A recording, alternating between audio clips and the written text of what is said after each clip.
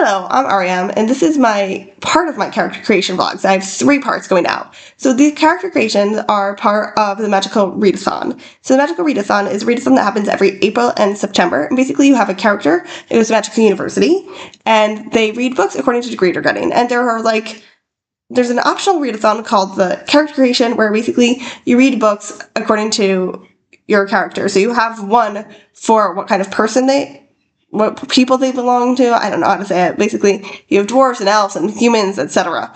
You have one for if they come from a rural or urban environment. Those are 2 other vlogs. And then this vlog is going to be what continent they come from. So I have 2 characters, Miriam and Rafaela. Miriam comes from the continent of Daerun, and the prompt for that is to read a book set in the desert, and I'm planning to read Master of Poisons by Andrea Hairston. And then Rafaela comes from the continent of Erythrea. The prompt for that is to read a book with fae or elves, and I am planning to read A Matter of Execution, I believe it's called, by Olivia Atwater, which is the first and so far only book in the Victorian fairy tales. Now, I read the Regency fairy tales by Olivia Atwater, and while I didn't love all of them, I do think she has a messed up sense of morality, as a person, and that bleeds into her books. I really enjoyed the world. So the Regency fairy tales are basically just alternate history, where we have Regency England, and we also have the Fae, and it's basically everybody knows that the Fae exists. And basically every book, you don't have to read them in order. Every book has a different story about characters from Regency England interacting with the Fae. This one, well, it's I just assume it's a later book. I don't know exactly when it's set, because obviously we know Victorian England was from the 1830s to 1900, so quite a bit of time there.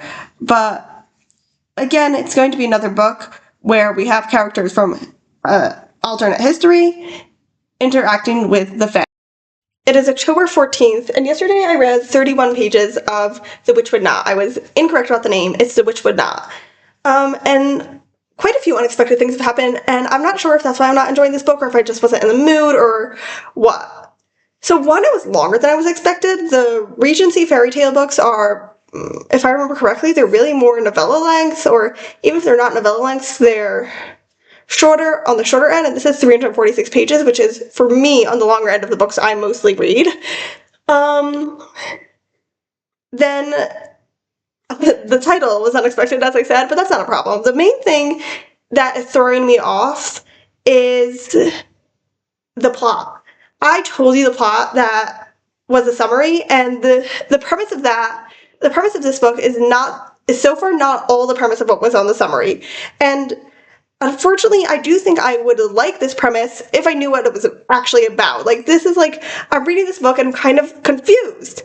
Not kind of, I'm super confused, because you told me the premise was one thing, and now I'm reading this, I'm 31 pages onto this, and the mention of a kid has only just happened.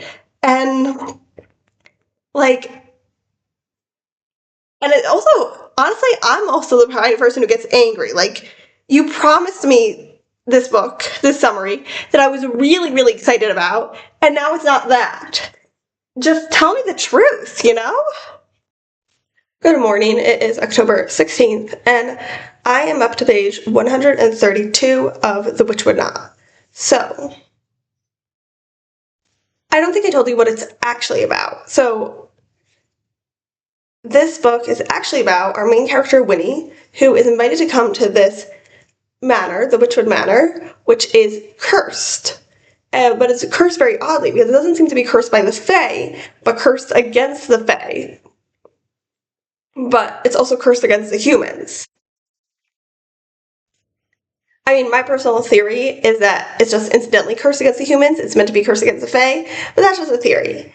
And anyways, so there's the guy who built this house doesn't live there, but his mom does, and he's coming with his son to stay for a few weeks, and the mom invites Winnie, who is a black magician, to figure out what's going on with his house, and more importantly, protect her grandson.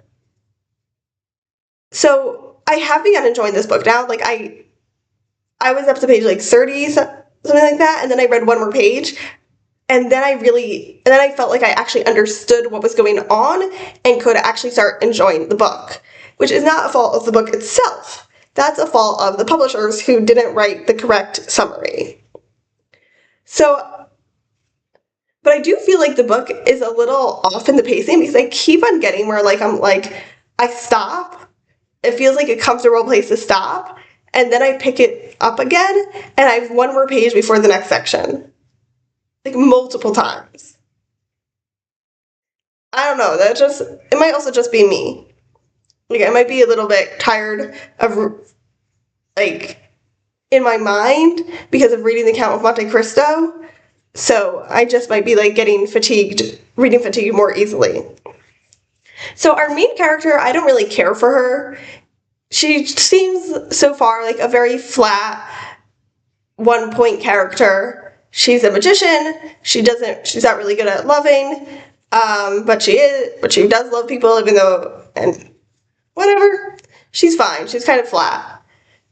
And that goes for most of the other characters, but I am loving Robert, which is a kid, and his father, the guy who had this manor built. So Robert he's so fun. He is terrified, honestly terrified, and we don't know what.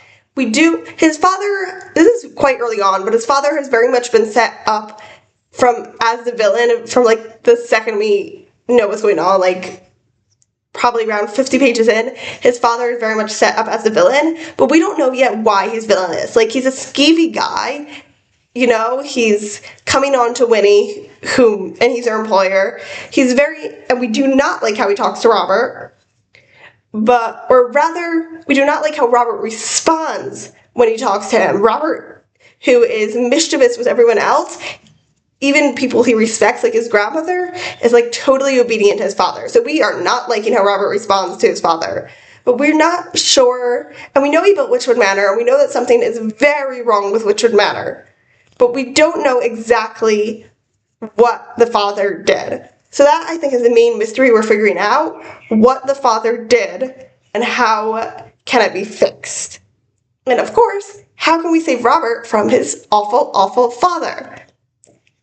So Robert is very frightened, but he's putting on bravado, the way 7th grade boys will do. And he's so chutzpahdik. And I love him. He's great. I'm now on page 173, which is 51% through. But the thing that was that it said in the summary was going to happen has now happened. But it's making me think that the summary is a spoiler. Like, I think I might go back. We'll see how this book goes, but I think I might go back and erase the part where I say what the summary said this book was about, because it really actually now seems like other major spoiler. And, like, it's not terrible. Like, I don't really care that much about spoilers, but still. Okay, it is October 20th, I believe. Yes, indeed, it is October 20th. And I am up to page 243 of The Witch Would Not. The thing is, I feel like I don't really have much to say. Like,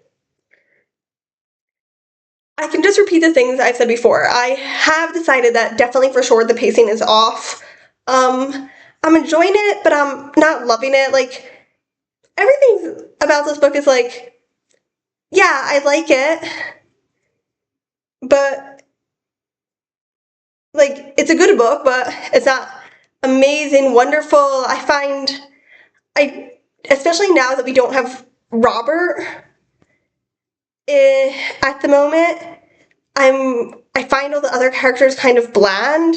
So, yeah, I guess that's all I have to say. Good morning. It is Friday the 24th, and wow, why am I being sick? I mean, I need to wash my hair. I just don't have time because in a bit I need to go to the library before it closes. But yes, anyways, ignoring the state of my hair. 2 days ago, I finished The Witch Would Not. And, God, I had all these thoughts planned, and then I forgot them.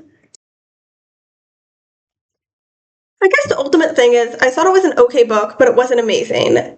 There was unfortunately a romance, and I say unfortunately not just because I don't like romances, but because this book, the author advertised in it as having just a little bit of romance, and I was like, oh great, that means that there's not really going to be any romance. What that actually meant was that there was romance, and to be fair, it was not much romance, but because it's not much romance, it was severely underdeveloped. And of course, the romance did happen with our main character and someone else, and like I said, I thought our main character wasn't a fully developed character.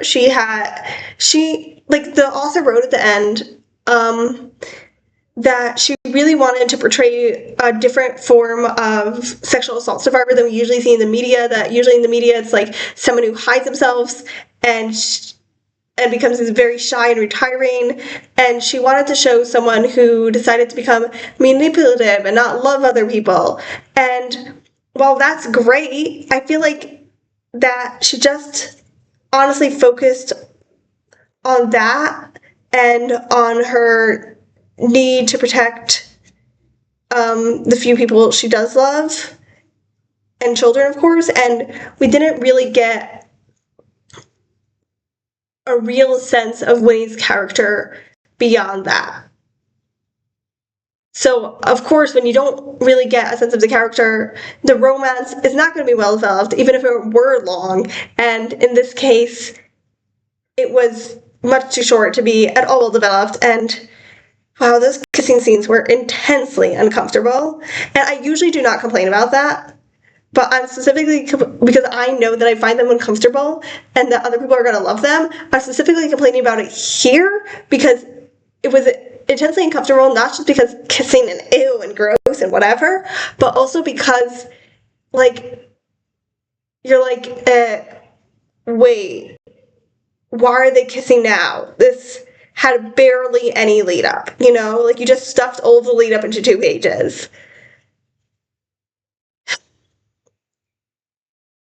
I mean, but the thing is, I didn't think this book is a horrible book.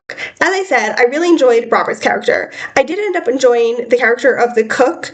It wasn't like Winnie. She wasn't like had just a few traits about her, and she wasn't well developed, but she was just a side character. So I feel like sometimes in a book where you have characters that aren't well developed, at least for me, I will like enjoy the side characters more because you expect side characters to be less well developed. That makes sense. You expect them to sometimes be just like a few traits with a teensy bit of depth.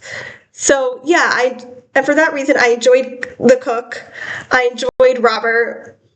I genuinely found the magic that was going on, the fate and spoilers magic that was going on here, very creepy and horrifying. And actually, I wanted to say this. I think that, contrary to a different book I read recently, which I really did not like, that Olivia Atwater did a really good job balancing the humor and the horrific stuff happening here.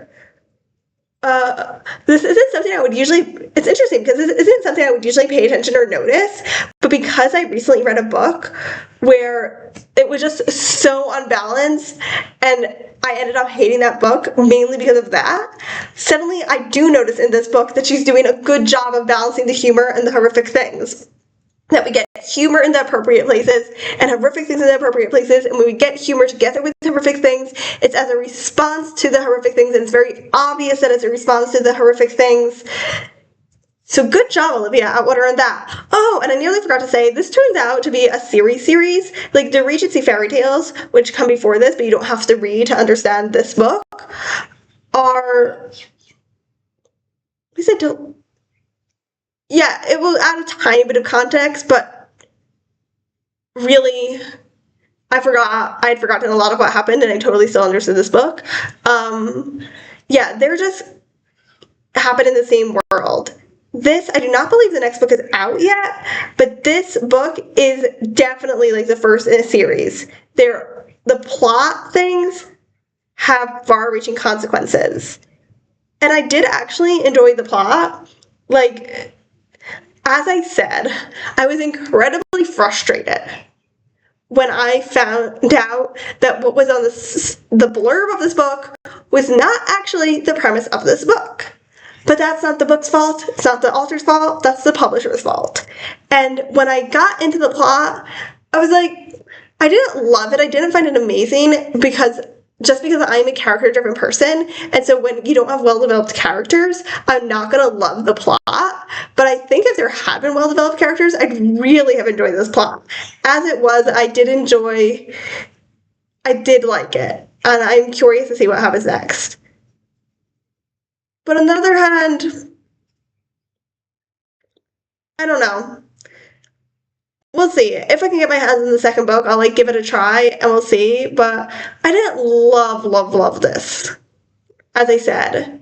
So yeah, I'm not curious, and I feel like that with well-developed characters, I'd really have liked the plot. But without well-developed characters, I did not like the plot enough to be like, oh, I need to know what happens next. I'm curious. I kind of want to know, but I'm not like, oh my god, I need to know what happens next. And I feel like there are books that I would have been like, oh, I need to know what happens next with the plot, but they'd be very few. So anyways, summary about this book. The main characters and were not well developed. The romance, because of that, and because it was short, was not well developed. I enjoyed some of the side characters, but the others were also just two streaks, two lines on a piece of paper. The plot was fun, but it wasn't like, oh my god, amazing. The author really balanced the humor and horrific things that were happening, and I think that was really the highest point of the book. Hey, so as I said, for Rafaela, who lives in Eritrea, the prompt was to read a book with Faye Elson. And for Miriam, who comes from Daeroon, the prompt is to read a book that takes place in the desert. And I believe I said that I was planning to read Master of Poisons by Andrea Hairstone. And I got 10 or 15 pages into it.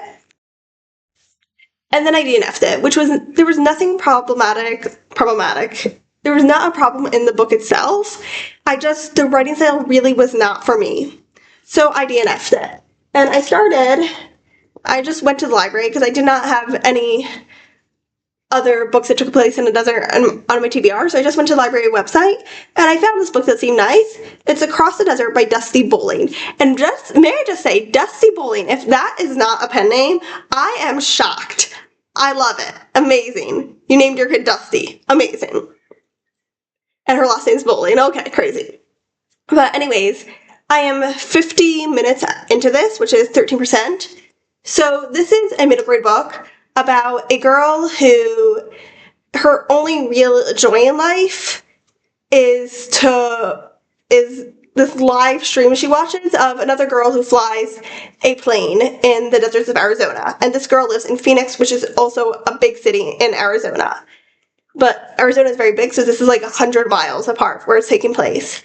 And she sees the girl's plane crash, and she decides to go and rescue the girl. Now, I was very nervous going into this book about, why would she choose to rescue the girl herself? Why is nothing else going on? But it does make sense. It made sense oh my goodness, what just happened? Oh, this is still going, great. But it makes sense why she has to go rescue the girl herself. I'm actually not up to the part where she decides to do it yet, but it's all come together, why she's going to decide that. What I will say, though, is there's this thing going on in modern middle grade books, which I think I mentioned before, that's gotten on my nerves. Maybe not on this platform, but I've mentioned before that's been getting on my nerves for a few years now, where every single main character of a middle grade book has to come from a traumatic background. And while there's nothing wrong with having these books where the main characters come from traumatic backgrounds, and it was something I even wished for as a kid, when it's every single book that comes out, it's annoying. And in this book, it's also a detriment to our main character, because she is so much it's describing her so much in her traumatic background that we have not gotten a real sense of who she is yet. We've gotten a little bit of a sense she's a loner, she's shy, which would be true also without the traumatic background. But yeah,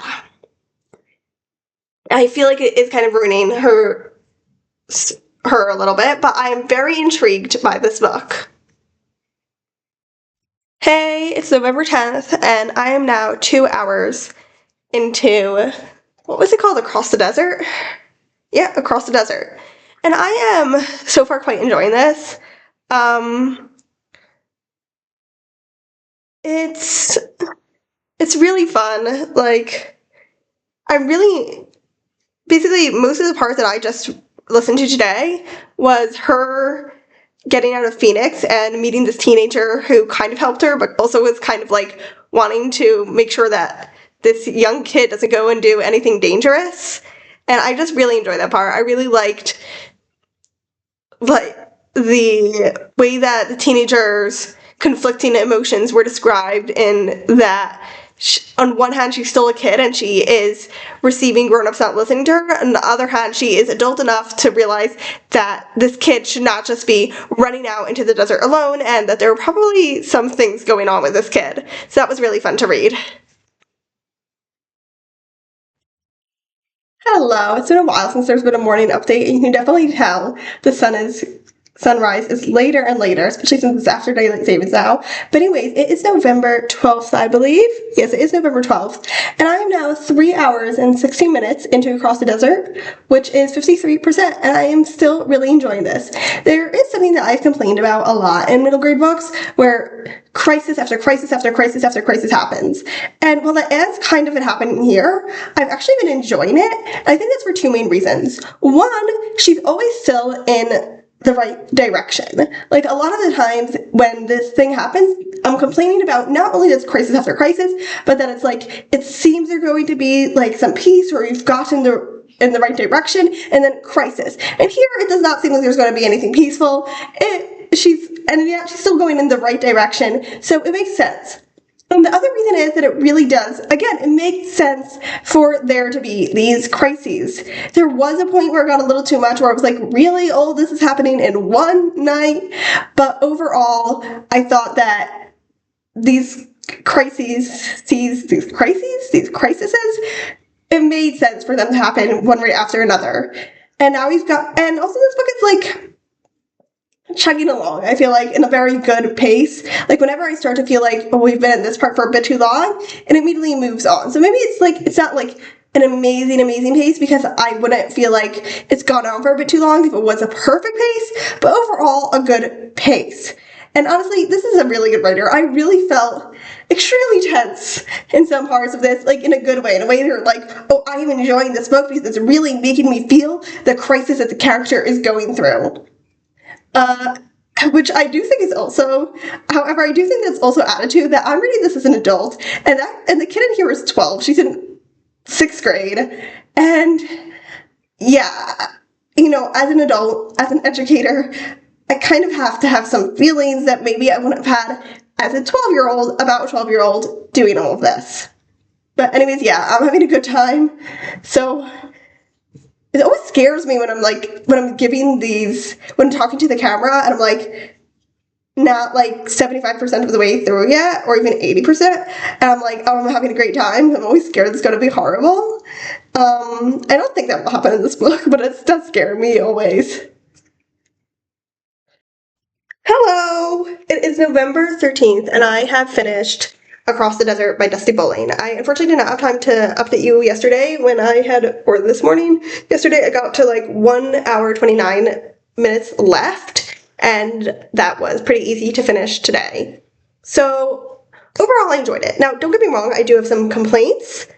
First of all, the story took a very moralistic turn. It was never just about the morals, but it did, as we came towards the end, like pretty much immediately right after I last updated you, it went from being an adventure story with like some people imparting lessons to our main character to a story about people imparting lessons to our main character with an adventure. Now, or rather not that, because that would have made me really hate it, but around half and half.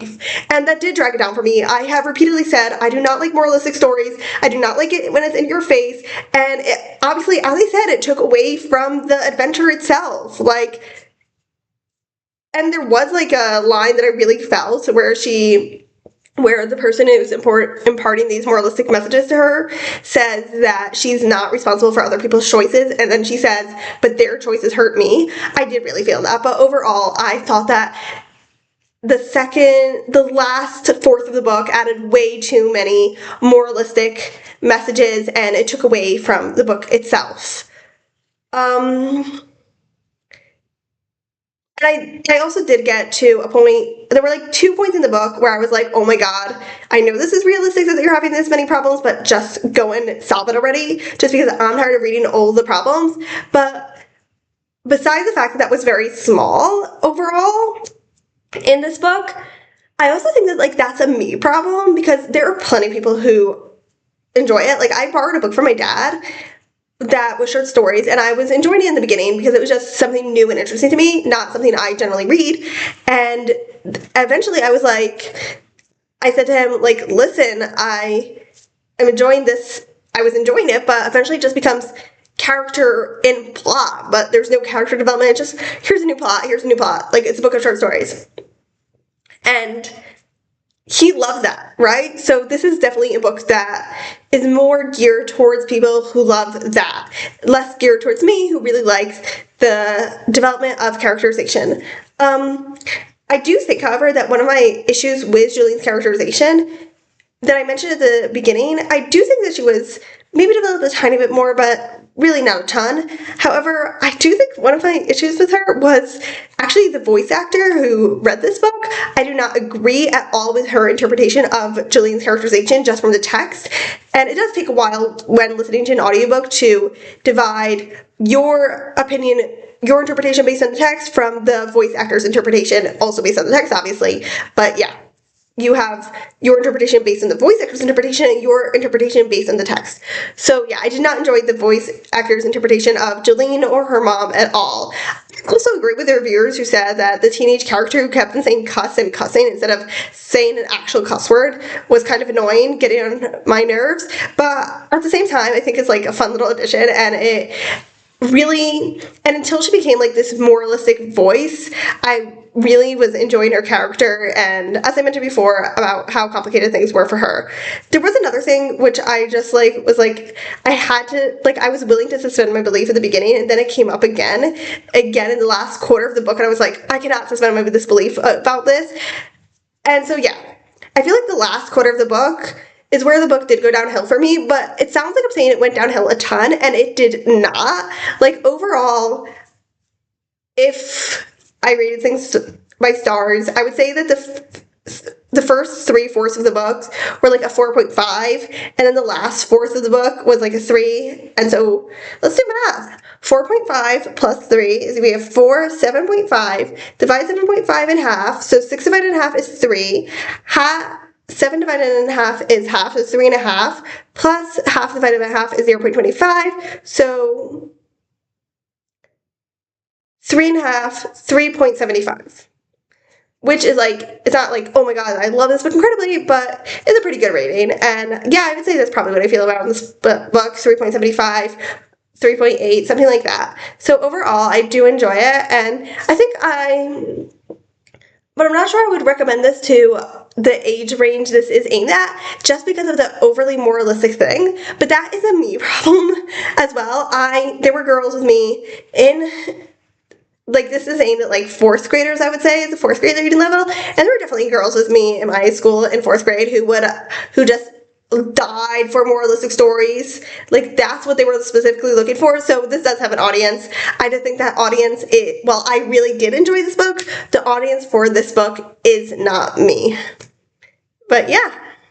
And I really did enjoy, and if we're talking about the fact that I read it because it took place in a desert, and it's called Across the Desert, I really did enjoy the desert descriptions. I did not find them, like, they were obviously not overly long descriptive because this is a book aimed at more 4th graders, but I really did enjoy how she did add in mentions of all these animals and animal behaviors in the desert, and also these stuff in the desert, like, how do you call that, natural formations, and man-made formations as well. I found that really interesting because I have 3 deserts near my house, but the desert that she's talking about is not like any of them, actually. There are some things that are similar. Obviously, they're old deserts, especially when it comes to the washes, but it's very different in a lot of ways. The animal life is different. The natural formations are mostly different. The man-made formations are extremely different. So I found it incredibly interesting in that part because I love deserts. So for Rafaela, who comes from Eritrea, we read a book with Faye in it, which was, what was it called again? The Witch Would Not, which I thought was okay.